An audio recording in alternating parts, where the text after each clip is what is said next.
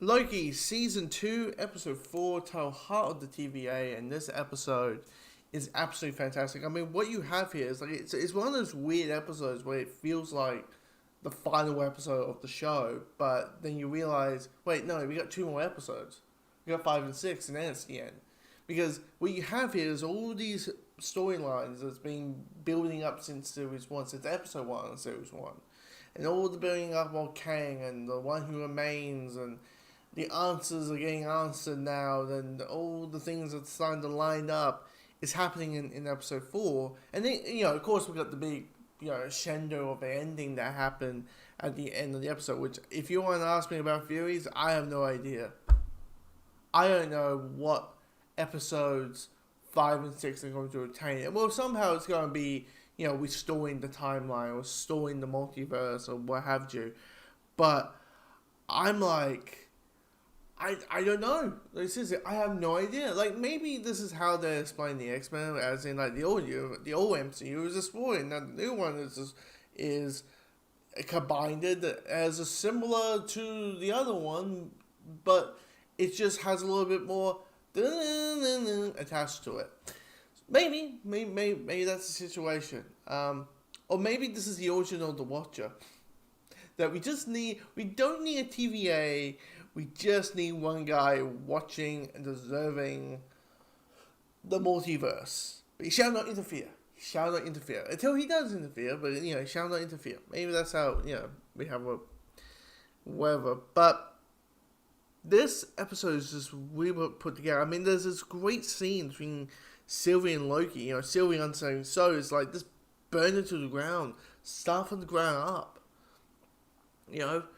Why trying to give them hope and change and, keep getting hope and hope and hope again. And Loki's like, well, to reflect on my own life, I mean, Thor changed.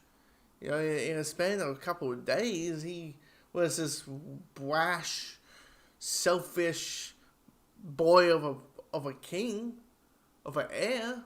And then 3 days later, he gets his hammer back, he's worthy of his power, and then boom! He's changed. And I thought it was weak. I thought it was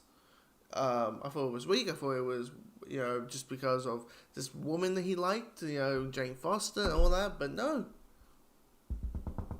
it didn't matter. It turns out it was strong. Sometimes weak. Change and having hope and optimism is not a sign of weakness, it's a sign of strength. It's a sign of strength. And that's why, it's just a really good line. And, the whole thing, Sylvie saying, what, we're basically being gods here. And they're both, Loki just goes, but we are gods. Both of us are the god of mischief here, you're just a different variant. You're just female me. That's all it is. But I'm wondering if, like, all the other answers, like, a lot of people want to know, like, what was the reason Sylvie is getting hunted for in the first place? Well, maybe for the Whites and Showmans and for them, it's like, well, that doesn't matter. That has nothing to do with the main story, has nothing to do with the main plot. Who cares about where the reason Sylvie became a variant, became a broken to the center timeline. But plus, also, the person who was looking at the secret timeline seems to be a fucking sociopath, aka Miss Minutes. Like, this is the ending. It feels like we said goodbye to Miss Minutes, her chipping away, and her offline. And then she turns to a little more of a cartoon classic clock. And then she clacks and says to Victor Timely, you will be nothing like him. And then gone. It's gone. She's gone. That.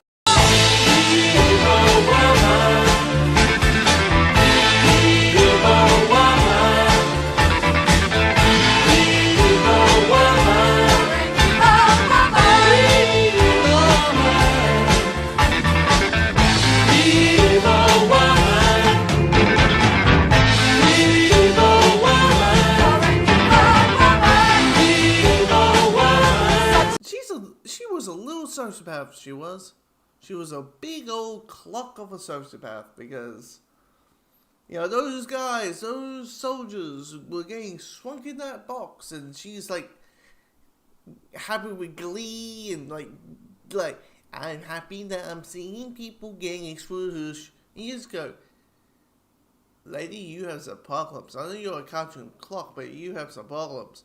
But yeah, I mean, it's just really put together. It's answering. Everything's now tying up together. It's just one of those situations where you just don't know how. Like, understandably so, why critics only got or the professional critics, the paid critics, got to see the first 4 and not the whole 6, because they're like, there's this big massive reveal in episode 4, and we ain't gonna spoil it for you. It just cuts to black, and I'm like, I don't know. The new multiverse is about. It's just it's boggling the mind right now. And the thing is, this show has been really, really good. Like, episode 3 for me was the weakest, but like the rest of the show, like all of the episodes, I'm just like, this is a hell of a better than season 1. It's a hell of a lot more simplified than season 1. And yeah, this is just really, really, really good. Really good. Can't wait for Friday. And Friday's going to be packed for me. It's going to be packed because we've got Gen V, Invincible, so that's like 3-4 episodes.